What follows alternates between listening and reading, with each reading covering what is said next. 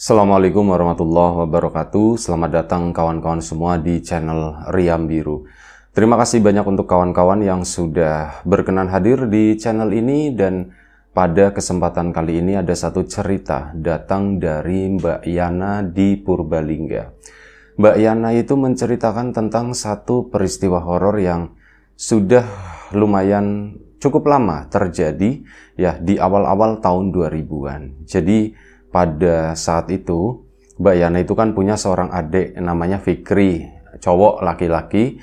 Dia waktu itu masih kelas 6 SD dan belum lama di kelas 5-nya, itu kelas 5 akhir gitu ya, dia itu udah disunat. Makanya itu kayak jadi pengingat gitu buat Mbak Yana.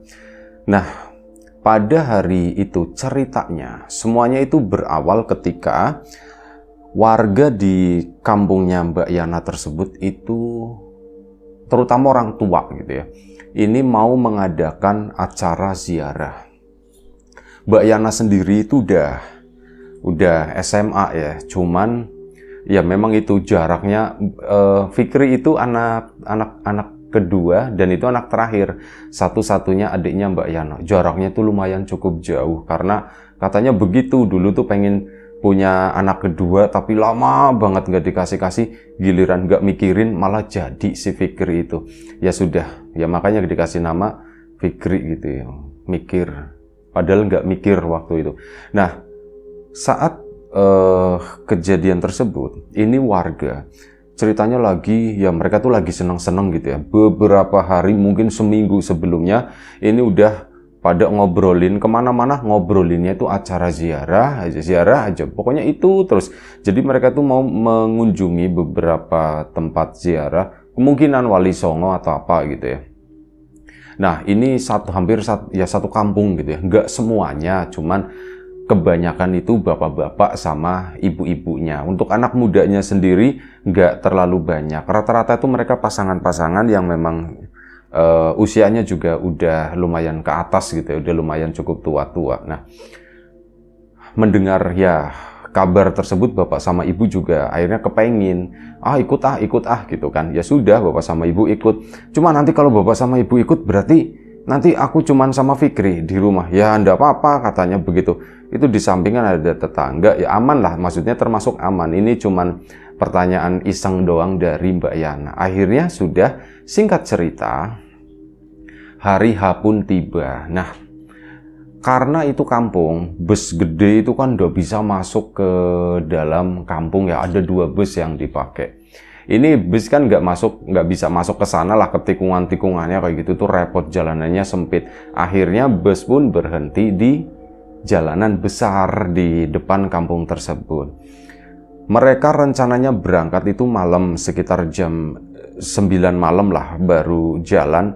Nah, ini dari jam 7 itu kan udah rame banget, ubat-ubet gitu ya, bapak-bapak sama ibu-ibunya, termasuk kedua orang tuanya Mbak Yana. Mempersiapkan segala ini itu dari sore, bongkar pasang. Pak, bawa ini ya Pak ya. Lah ngapain, kata si bapak. Pak, bawa ini ya Pak ya. Pokoknya banyak perdebatan lah. Akhirnya kayak gitu, bongkar pasang. Sampai kurang lebih sekitar jam 7:30 malam itu udah final, itu udah selesai. Di situ pun kondisinya masih agak sedikit rudu, agak sedikit, mau Bapak kenapa nggak bawa ini Pak ya. Pokoknya intinya sebelah ngapain bawa kayak gitu, cuman bikin berat-berat doang. Masih ada perdebatan, tapi udah tas itu udah ditutup, udah dikunci gitu ya. Dan mereka pun siap berangkat. Nah, saat malam itu kampung benar-benar ramai. Orang-orang itu udah pada keluar, pada nunggu di teras-teras. Mereka tuh rencananya ya nanti mau berangkat keluar ke sana menuju ke bus kan. Orang tuanya Mbak Yana pun sama, duduk di teras dulu nunggu yang lainnya jalan gitu, nyari teman, dan akhirnya jalanlah mereka. Nah, si adiknya Mbak Yana, Fikri ini nggak tahu, mungkin dia lagi main atau gimana. Dia juga biasa seperti itu gitu ya. Misal malam main, nanti jam 8 juga pulang. Nah, ini ada spesial momen kayak gini, kampung lagi rame. Ya udah, mungkin dia juga main sama teman-temannya, bisa jadi nontonin itu ya. Nontonin keberangkatan itu. Mbak Yana pun nggak mikirin, orang tuanya juga ya sempat, Fikri mana gitu ya. Oh, nggak tahu Pak, mungkin lagi main kali, kata si Mbak Yana. Berangkatlah mereka, singkat cerita, para tetangga itu udah mulai berjalan. Berbaris-baris, laki-laki, perempuan, jalannya tuh pun kayak dipelan-pelanin gitu. Nggak tahu, kata si Mbak Yana, heran, perasaan bisa jalan itu agak lebih cepet. Ini kok malah barisan begini jalannya tuh malah pelan gitu ya, sambil pada ngobrol. Ya udah, Mbak Yana pun ikut nganterin bapak sama ibunya ya, karena fikrinya juga ndak ada. Aku nganterin Pak gitu. Ya. Akhirnya dianterin lah ke sana menuju ke bus tersebut. Yo rame, puluhan orang ke situ ditungguin sama Mbak Yana. Dan ditungguin kurang lebih sampai itu tadi sekitar jam 9 malam. Mbak Yana pun di sana ngobrol-ngobrol. Orang tuanya udah naik ke bus ya, ngobrol-ngobrol sama teman-temannya. Ya sambil nyari-nyari Fikri, kok Fikri nggak kelihatan, tapi ya nggak terlalu dipikirin. Akhirnya apa? Bus pun berangkat meninggalkan Mbak Yana dan orang-orang yang nganterin di situ yang masih ramai. Dan setelah itu bus jalan, orang-orang pun pada balik ke kampung. Saat balik ke kampung di sana itu Mbak Yana pikirannya itu udah mulai sedikit terganggu. Fikri mana ya? Dari tadi aku kok nggak ngelihat kemana dia sih sebenarnya. Akhirnya ditanyain ke beberapa temannya, si Fikri mana gitu. Nggak tahu Mbak, katanya. Fikri nggak tahu, nggak ikut, kata si teman-temannya itu. Fikri nggak ikut, terus kemana gitu ya. Ya mulai kepikiran kayak gitu ya. Beberapa temannya yang lain pun ditanyain, lihat Fikri nggak gitu. Nggak ada satupun yang lihat Fikri. Mulai khawatir kan waktu itu, kemana ya. Aduh, tapi belum berani ngomong ke siapa-siapa gitu. Sudah nanti aku cariin. Atau jangan-jangan anak itu tidur kali di rumah. Kepikirannya begitu. Akhirnya apa? Ini warga kan udah pulang ke rumah masing-masing. Mbak Yana pun pulang menuju ke rumah. Saat menuju ke rumah tadi tuh ya tambah deg-degan. Semoga Fikri itu tidur di dalam ya. Kalau misal aku masuk rumah dan Fikri ndak ada, kemana ya dia kira-kira ya? Gak ada satupun temannya. Jangan-jangan hilang lagi. Jangan-jangan kebawa bus ikut di mesin di situ atau gimana? Tapi ya ndak mungkin, kata si Mbak Yana ya. Udahlah, aku masuk ke dalam rumah dulu. Masuklah ke dalam rumah sana dan menuju ke kamar yang biasanya dipakai buat tidur Fikri. Soalnya dari tadi di ruang tengah, ruang tamu itu memang nggak ada kan Fikri, kemungkinan tidur di kamar. Akhirnya ditengokin ke kamar sana, nggak ada si Fikri loh. Nggak ada di kamar ini. Di kamar yang lain dicariin pun nggak ada. Mbak Yana itu udah mau nangis di situ. Fikri kemana ya? Nanti aku gimana gitu. Nanti aku ya tanggung jawab jagain atau gimana gitu ya. Akhirnya apa? Mbak Yana pun menuju ke rumah samping. Rumah samping itu masih kerabat, mungkin bule atau gimana. Dia memang nggak ikut, lagi nggak enak badan, lagi nggak enak kaki, lebih tepatnya kakinya tuh habis terkilir. Sebenarnya habis terkilir sembuhnya itu lumayan cukup lama. Tadinya itu udah sempat nyetorin itu acara ziarah itu, tapi baru dapat setengah gitu. Akhirnya nggak diteruskan. Duitnya hilang, intinya begitu. Ndak apa-apa wis, ikut-ikut nyumbang lah, kata si bulenya itu tadi. Dan nanya ke bulenya, "Bule, Fikri ada di sini ndak?" gitu. Ndak ada siapa-siapa di sini. Gimana udah berangkat? Bulenya kan nggak nganter ya karena kakinya lagi sakit. Gimana udah pada berangkat? Udah Bule, cuman Fikri ndak ada, katanya. Lagi main kali. Nah itu dia. Kan tadi rame-rame pada kesana ke depan. Kok dia nggak kelihatan sendiri dari tadi, Bule. Aku cari ini tuh nggak kelihatan. Pas aku balik, aku coba nanya ke teman-temanku juga. Mereka nggak ada satupun yang ngelihat, Bule. Ini gimana ya, Bule ya? Waduh, katanya. Ya wis, nah sebentar nanti tak suruh si itu sepupunya Mbak Yana ya. Anggap aja namanya Tejo gitu. Nanti tak suruh si Tejo buat nanya-nanya gitu kan. Nanya-nanya warga. Akhirnya, Jo, lah Tejonya lagi di WC gitu kan. "Iya Mak, kenapa Mak? Udah belum?" katanya. "Apanya Mak?" "Itunya," kata si emaknya gitu kan. "Belum Mak, baru 2 katanya begitu kan. "Loh emang mau berapa?" 6 lah Mak, katanya. Jadi ngebahasnya begituan. "Emang kenapa sih Mak?" "Enggak apa-apa, nanti kamu kelarin dulu katanya begitu. Oh ya Ma, tanggung 3 nih Ma gitu. Sudah si Mbak Yana pun, aku coba cari lagi ya, boleh ya, barangkali di rumah atau gimana. Mbak Yana pun akhirnya balik masuk ke dalam rumah lagi. Dicariin kemana ya, pikir ya, nyampe di kolong-kolong meja, barangkali dia ngumpet atau bagaimana. Ada dus bekas kulkas, itu kan gede gitu ya, itu diambil juga sama Mbak Yana, ditendang gitu kan, dek, loh enteng, berarti nggak ada isinya. Kemana ya, Fikri, dipanggil-panggil sama si Mbak Yana. Nah, dipanggil-panggil nggak ada sautan sama sekali, sampai Mbak Yana itu saat lagi hening gitu ya, saat lagi mikir, saat dia lagi panik juga, dia mendengar ada suara di belakang rumahnya Mbak Yana. Itu kan ada kandang ayam kecil, isinya ada beberapa ekor ayam kampung lah, nggak terlalu banyak, dan hal ini adalah hal yang lumrah di kampung-kampung gitu ya. Makanya kalau di kampung itu kan suka banyak maling ayam ya, soalnya kandangnya itu naruhnya di luar, gampang diambil. Sama dengan kondisinya si Mbak Yana ini, ada suara ayam kek gitu ya, kayak ayam gimana sih, kayak ayam lagi ditangkep atau apalah.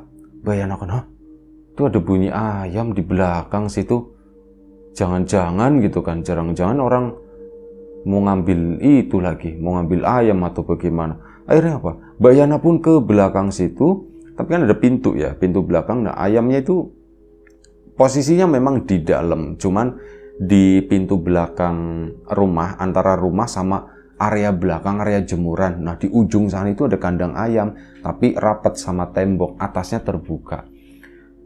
Si Mbak Yana pun didengerin dulu, apa iya malingnya naik ke atas atau gitu atau enggak gitu kan. Dipastikan di sana dilongok di pintu, nggak ada siapa-siapa, nggak ada yang berdiri gitu kan. Dan akhirnya apa, Mbak Yana pun keluar, itu bunyi ayamnya kakek gitu loh. Malah sampai ya, maaf ya, narator nggak bisa niruin gitu kejadian sebenarnya itu seperti apa.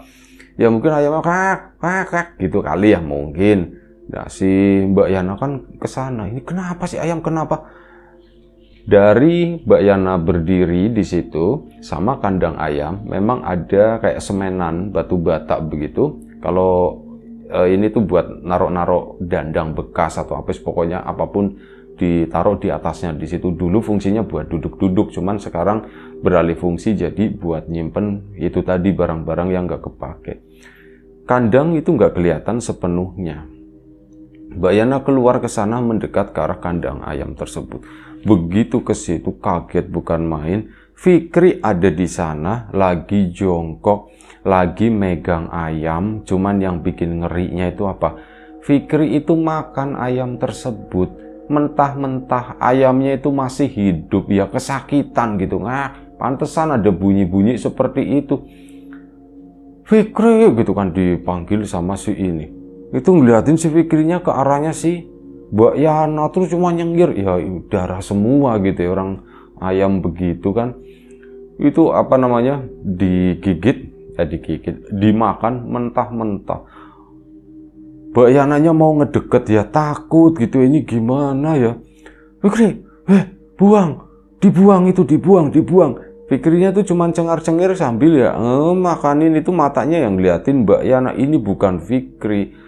Fikri anak sekecil itu, tapi kayak seorang anak yang lagi kerasukan lah, kayak bukan hawanya sendiri, itu lagi makanin ayam. Ayamnya masih hidup lagi, belum mati waktu itu. Ya campur bulu, campur darah, campur apa macam-macam. Mbak Yana ndak berani mendekat, manggil bantuan ke bulenya. Bule, Tejo itu kan dipanggil. Ya kenapa Yan? Fikri katanya. Kenapa Fikri, kenapa? Itu Fikri di belakang lagi makan ayam mentah, kata si itu ya.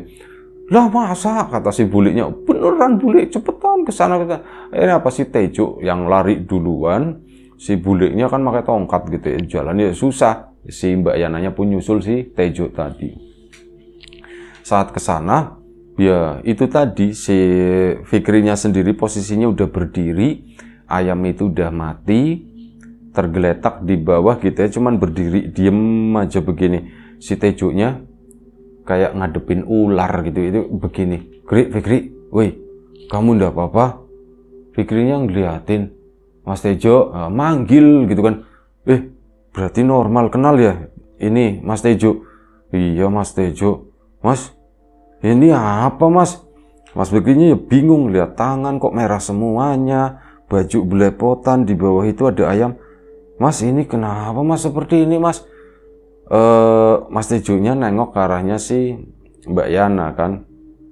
Mbak Yana juga nggak tahu aku harus berbuat apa, dan itu dihandle sama Mas Tejo. Udah Kri, nggak apa-apa, yuk bersih-bersih dulu, katanya begitu kan, kata si ini. Iya Mas. Akhirnya apa dibersihin sama Tejo ya, mulut, sekalian dimandiin lah waktu itu. Gebyur-gebyur ganti baju pun langsung disiram air supaya noda darahnya itu bisa ya setidaknya berusaha biar nggak nempel di situ ya. Setelah Mas Fikri mandi bersih, ya Mbak Yana itu masih takut, Fikri ini kenapa sih ya kok seperti itu. Akhirnya dibawa masuk ke dalam ke sana kan, ditenang-tenang, Kri, kamu perutnya ndak sakit atau gimana? Enggak Mas, aku ndak sakit. Emang kenapa sih Mas? Aku makan ayam itu ya Mas ya. Malah Fikrinya yang nanya begitu. Mbak Yananya jawab, iya kamu makan. Udah. Enggak, itu tuh ayam itu dimakan sama tikus, kata si Tejo. Terus kamu megangin itu ya digigit sama tikus, kan udah terlanjur berdarah. Akhirnya ya kamu ikut-ikutan berdarah. Nah kayak gitu sama si Mas Tejo, pendekatannya itu dibelokin gitu ya. Kalau Mbak Yana diiyain aja, Mas Tejonya begitu. Akhirnya ya begitu, kamu banyak darah, cuman mungkin kamu udah ngelamun kali, atau mungkin kamu lagi tidur waktu itu. Masa Mas gitu ya? Iya memang begitu, kata si Mas Tejo. Udah ndak apa-apa. Jo, ini gimana Jo? Ya gimana lagi? Kamu tidur Kri? Katanya udah malam. Iya Mas, aku juga udah ngantuk, kata si Mas Fikri. Akhirnya apa? Tidurlah dia. Udah tidur, di situ Mbak Yana cerita sama Mas Tejo sama bulenya. Bule sama Tejo, aku itu malam ini takut, aku nggak berani tidur di sini sendirian. Temenin ya katanya. Iya ditemenin bulenya sama si Mas Tejo gitu, mau tidur di sana. Nah, Mbak Yana cerita, dia tuh tiba-tiba kepikiran, memang ada sesuatu yang aneh sama si Fikri. Ini udah dari siang tadi. Jadi siang sehabis main, pulang sekolah, dia itu main-main gitu kan sama teman-temannya, itu jam 12 itu pulang. Setelah pulang, Mas Fikri itu makan. Habis makan, nah disitulah Mbak Yana mulai ini Fikri kenapa ya? Jadi dia tuh diem, matanya tuh sambil ngeliat ke langit-langit gitu ya. Ngeliatinnya tuh ke atas gitu ya. Diem aja. Woi, ngelamun aja. Sempet dibegituin sama Mbak Yana. Jangan ngelamun katanya. Terus udah si Mas Fikrinya pun berusaha udah diem aja gitu. Nanti kepergok gitu lagi. Dan memang dari siang sampai sore Mas Fikri itu sikapnya berubah. Ya anak-anak umumnya itu ceria. Mas Fikri juga termasuk yang ceria seperti itu. Cuman hari ini tuh beda. Dia itu lebih pendiam sampai sore hari lah.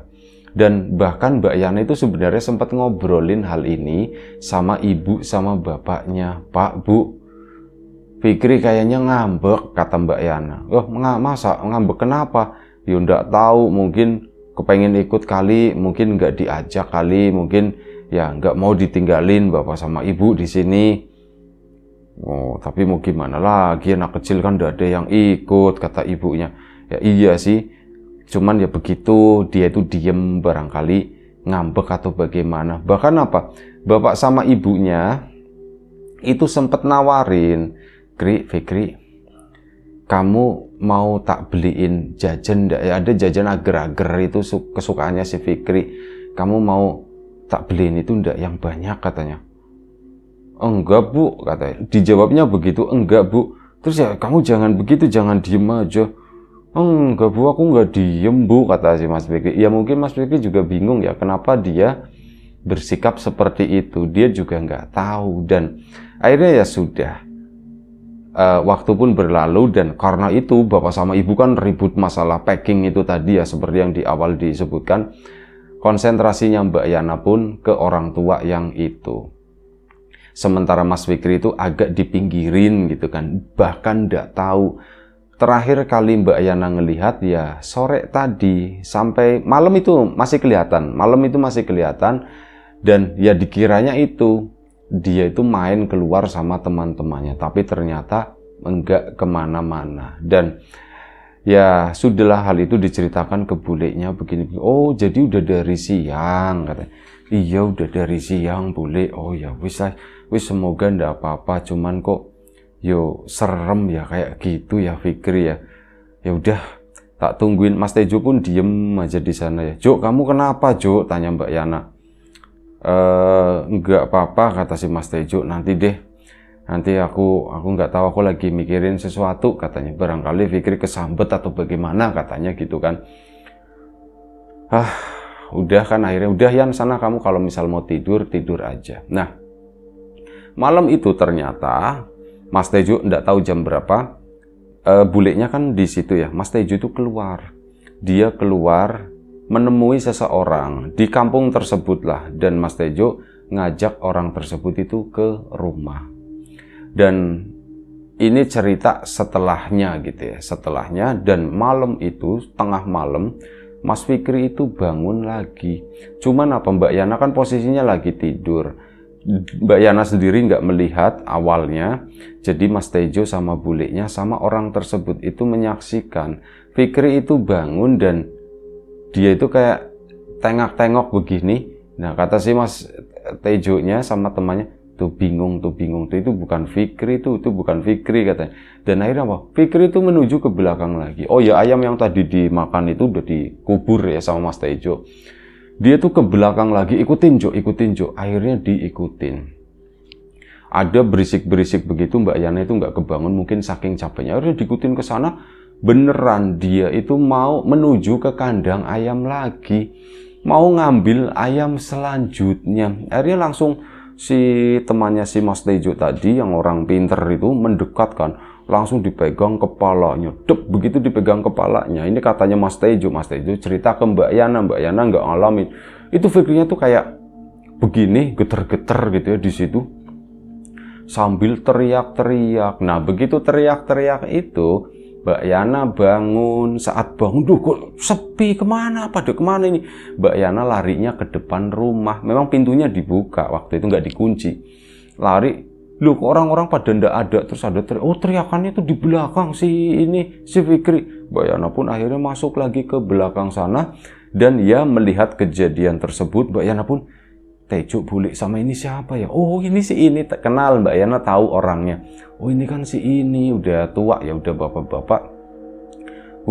Si Fikri lagi diapain, lagi diobatin. Karena tahu juga Mbak Yana orang ini itu adalah ya dikenal di warga masyarakat situ sebagai seorang ahli supranatural begitulah ya, seorang dukun lah atau apa istilahnya gitu ya.